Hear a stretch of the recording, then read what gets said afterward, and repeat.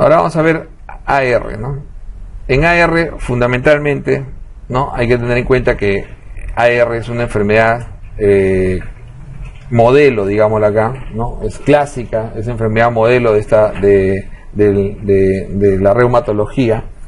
En AR, el paciente, ¿no? El paciente tiene, por lo general, un debut oligo y poliarticular, fundamentalmente poliarticular, ¿no? O sea, es una enfermedad fundamentalmente poliarticular, inflamatoria, ¿no? Simétrica, clásica, es simétrica, clásicamente es erosiva, ¿no? Erosiva, como decíamos en el AR, la erosión está muy en relación a la actividad del linfocito, ¿no? La actividad del linfocito sobre el osteoclasto que destruye por lo general la caría articular en forma precoz. Por eso es que generalmente los criterios antiguos que todavía se utilizan, porque los criterios antiguos del ARA se suelen utilizar para uno cerciorar y fundamentar más el diagnóstico, no son los criterios de sospecha inicial. O sea, hoy en día se utilizan los criterios del 2010, se utilizan como criterios de sospecha y diagnóstico precoz, fundamentalmente. Pero no es que los criterios antiguos se dejen de lado. Los criterios antiguos se utilizan para aseverar el diagnóstico progresivamente. O sea, siguen siendo criterios importantes para que uno tenga mayor certeza del diagnóstico en la evolución del paciente. ¿Cuál es el objetivo de los criterios actuales? El objetivo de los criterios actuales fundamentalmente va a la detección precoz y evitar la erosión, ¿no? Fundamentalmente va a evitar la erosión del paciente, ¿no? O sea, el paciente, toda la idea de cambiar estos criterios o de crear estos nuevos criterios es fundamentalmente evitar que el paciente haga la artritis erosiva y deformante que suele hacer el paciente en forma clásica, ¿no? Entonces, la artritis reumatoide, si bien es cierto, todo el proceso va hacia la parte fundamentalmente articular, es una enfermedad sistémica que suele debutar con fiebre, suele debutar con compromiso sistémico importante, como por ejemplo el paciente puede tener fiebre, puede tener compromiso pulmonar, ¿no? Puede tener compromiso pulmonar, puede tener alveolitis, puede tener el paciente después un proceso intersticial progresivo que puede terminar al final haciendo una fibrosis pulmonar a largo plazo. El paciente puede tener compromiso cardíaco importante, también puede haber compromiso cardiovascular importante, y generalmente estos pacientes, como decía, suelen complicar a veces o hacerse más severos cuando hacen nódulos reumatoideos, ¿no? Y tienen factores mucho más de agravantes. Uno de ellos es justamente la presencia de nódulos reumatoideos, otro es la presencia de factor reumatoideo, ¿no? O anticuerpos anticitrullínicos positivos, ¿no? Estos son factores pronósticos malos, ¿no? O también, cuando no están presentes, son factores de buen pronóstico. Juegan para ambos lados, ¿no? Juegan para factores de mal pronóstico, como juegan cuando están ausentes, cuando son negativos, juegan como factores de buen pronóstico. Como factores de buen pronóstico. Importante para estos pacientes, ¿ok? Entonces, nódulos reumatoideos, factor reumatoideo, anticuerpos anticitrullínicos son factores de mal o buen pronóstico, dependiendo de su presencia en estos pacientes, ¿ok? Eso hay que tener en cuenta, fundamental en la artritis reumatoidea. Entonces, como decíamos, pacientes más común en mujeres, ¿no? Afecta aproximadamente el 1% de los adultos mayores. Es una enfermedad muy prevalente en el Perú. A pesar de que 35 años es la edad donde más se afecta, hoy en día se ve más en pacientes mayores de 60 años, o sea, tiene una afectación bastante tardía, ¿no? Hay un daño estructural importante que empieza 1 o 2 años del inicio de la enfermedad y progresa, ¿no? Generalmente, por eso la detección precoz es importante. La detección precoz nos permite a estos hacer que el paciente no llegue a la enfermedad degenerativa clásica, ¿no? A la desviación cubital clásica, que es la degeneración que tiene este paciente, ¿no? La complicación más común, como decíamos, es la discapacidad musculoesquelética y la artritis destructiva, que termina produciendo generalmente una desviación cubital de las manos, ¿no?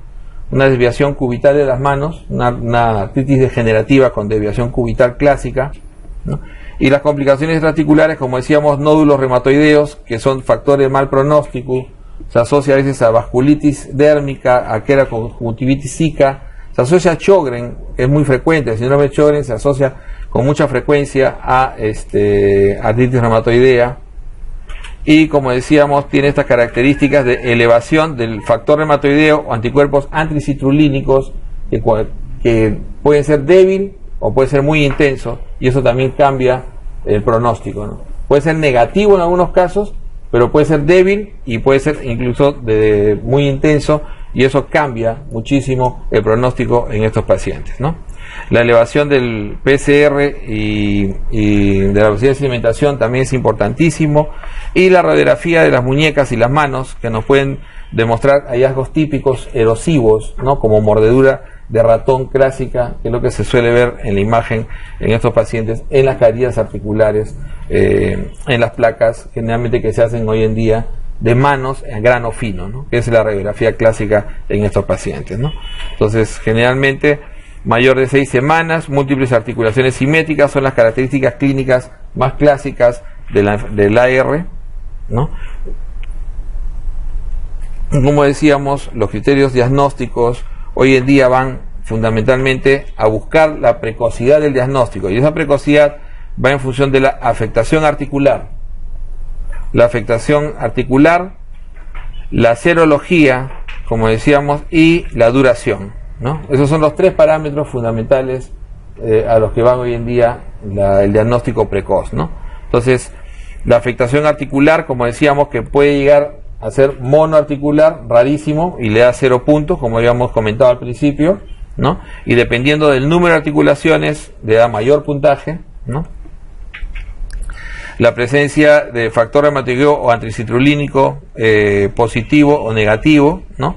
Positivo bajo, positivo alto, ¿no? También le da puntuación importante.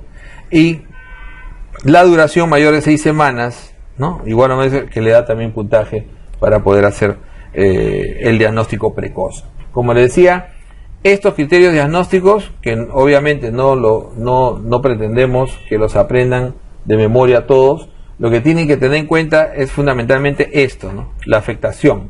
¿Qué cosa?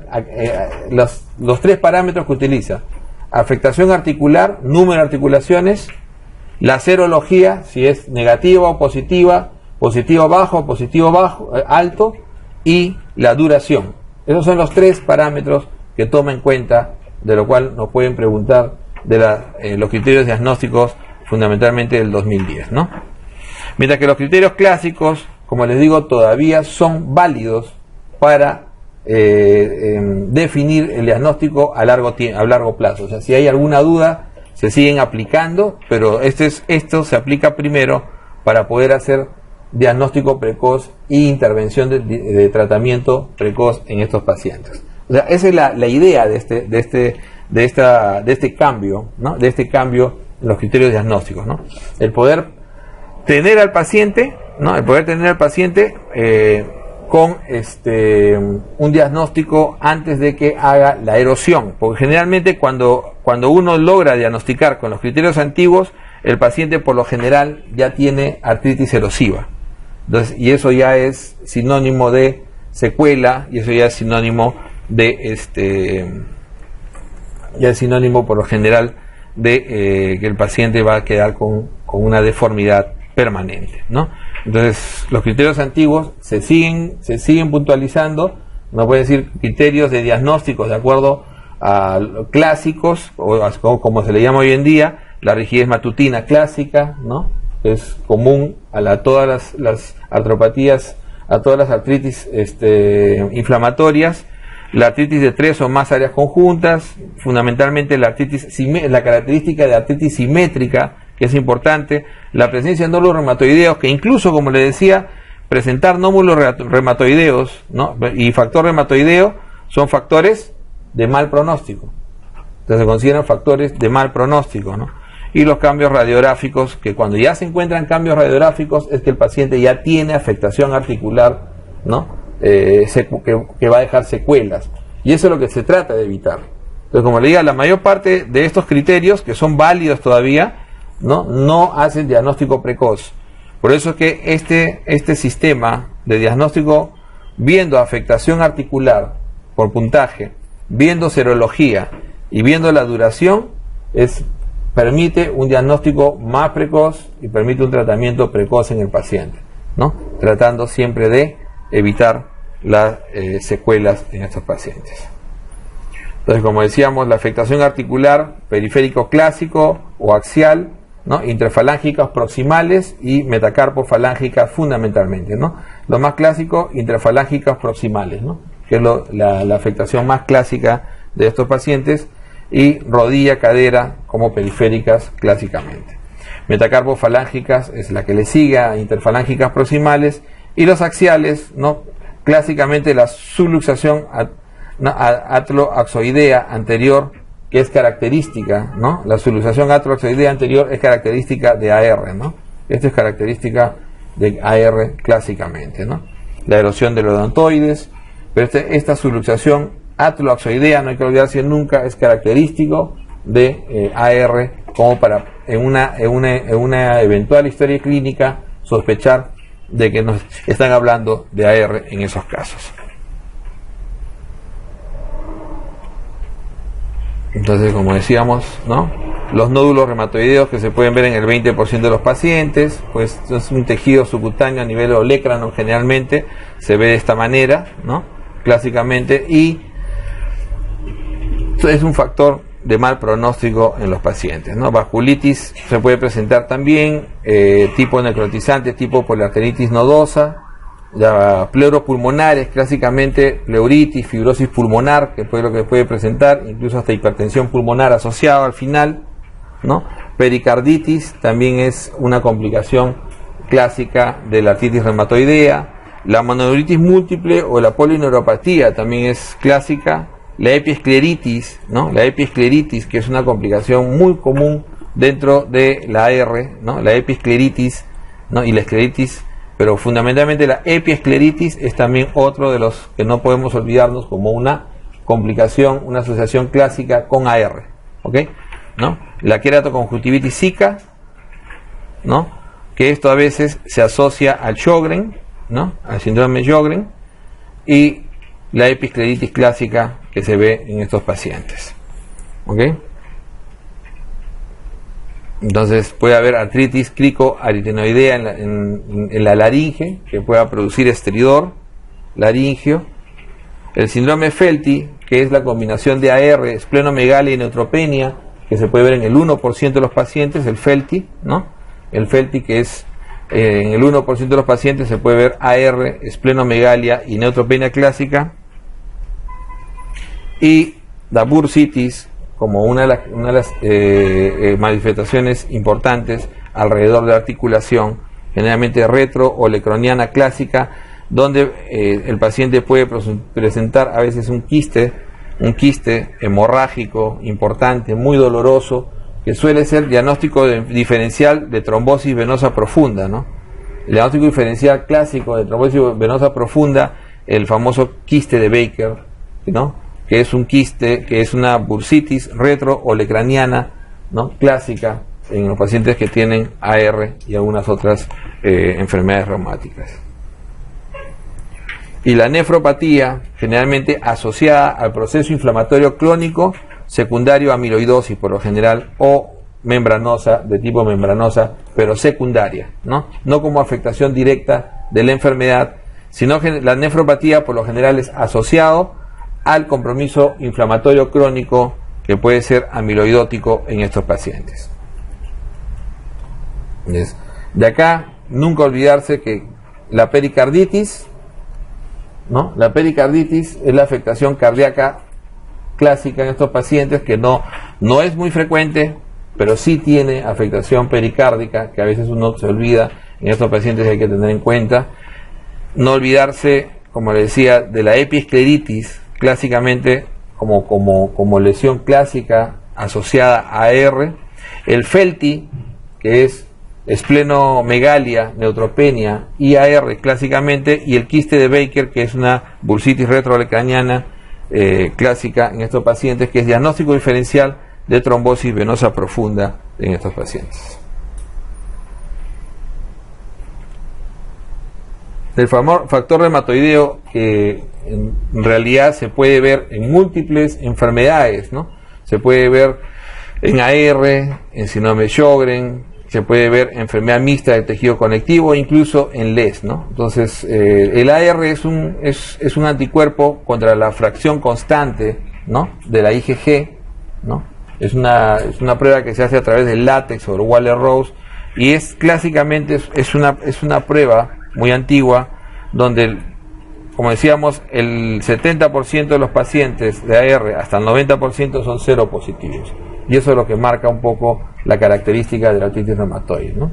Es un factor pronóstico malo, ¿no? Es un factor pronóstico malo y se asocia a nódulos extraarticulares y erosiones, su positividad. Por eso le decía, el pronóstico, el ser seropositivo le da un pronóstico malo, y lo asocia con la presentación de nódulos, que también acuérdense que el nódulo también es un factor de mal pronóstico, y erosiones también es otro factor de mal pronóstico en estos pacientes, ¿no?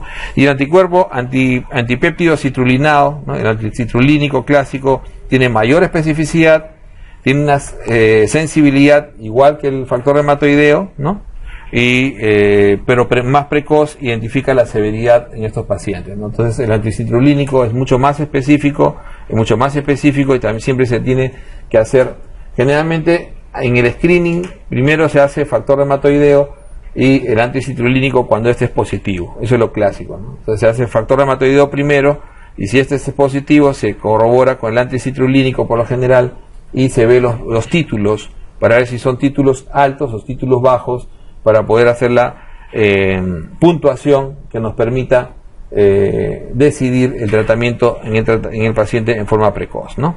Entonces, además de eso, hay marcadores de actividad fundamentales. El PCR, ¿no? El PCR es fundamental, y la radiografía, pero fundamentalmente el PCR como factor de actividad en estos pacientes. Ojo que el factor reumatoideo también se ve positivo en enfermedades infecciosas, ¿no? También se puede ver en enfermedades como endocarditis infecciosa, generalmente asociado a lo que se llama la endocarditis con hemocultivo negativo, ¿no? Suele verse en estos pacientes factor reumatoideo positivo, en tuberculosis, y en algunas neoplasias se puede ver también factor reumatoideo positivo. Como decíamos, AR es el modelo clásico de tratamiento, donde tiene los dos brazos, ¿no? Los dos brazos clásicos, que es la antiinflamación y los modificadores de enfermedad. ¿Ok? O sea, son los dos brazos clásicos que uno tiene que siempre que tratar los pacientes, ¿no?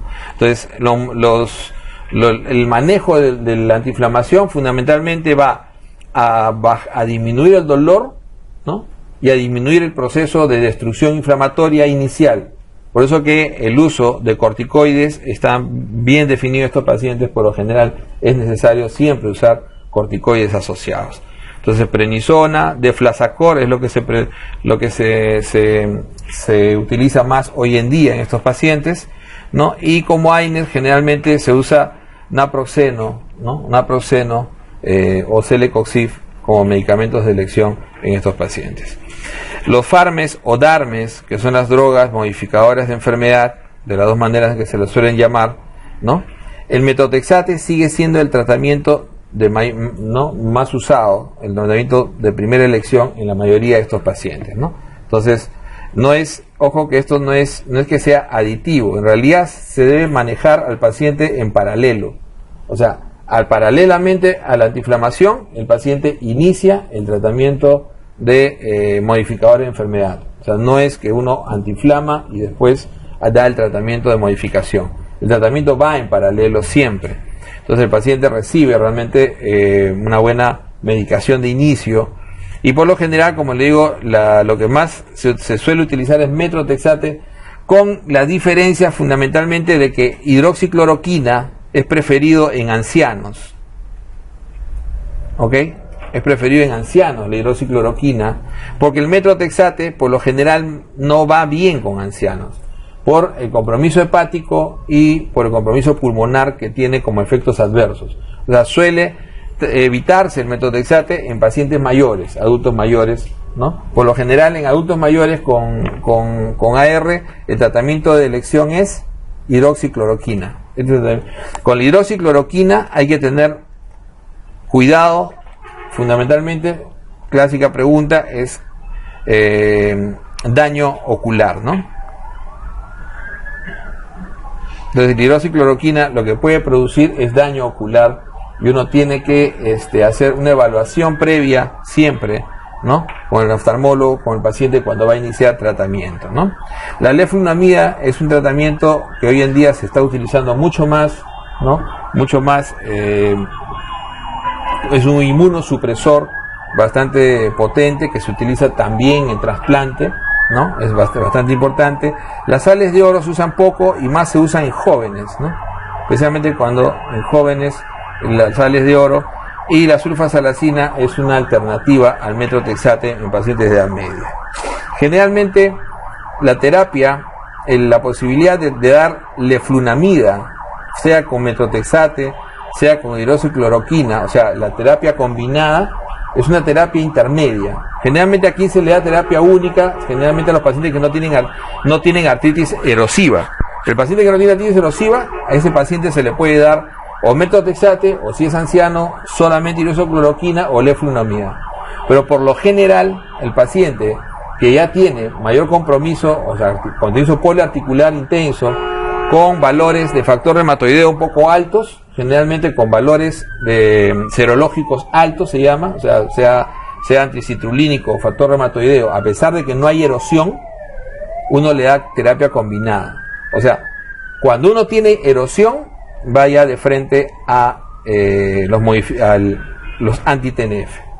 O sea, acá sí no hay duda, si ya es erosiva o deformante, el paciente va directamente a anti-TNF. Este paso intermedio, que le llaman terapia triple, pero que en realidad es la combinación con solamente se intenta generalmente o metrotexate más leflunomida, ¿no? Que es acá, o hidroxicloroquina más leflunomida. Generalmente se le da a los pacientes que no tienen todavía artritis erosiva, aparentemente no tienen muchos factores, pero sin embargo tienen factores de riesgo por la presencia de títulos altos, ¿no? Títulos altos de anticitrulínico o factor reumatoideo. Entonces, regresando, el paciente que no tiene esos factores de riesgo altos, el paciente que no tiene erosión va a monoterapia. O sea, no tiene factores de riesgo de mal pronóstico, o sea, no tiene nódulos, no tiene factor reumatoideo anticitrulínico ni siquiera positivo, son títulos bajos, no hay erosión, entonces el paciente puede ir a terapia monoterapia, metrotexate, hidroxicloroquina o leflunomida.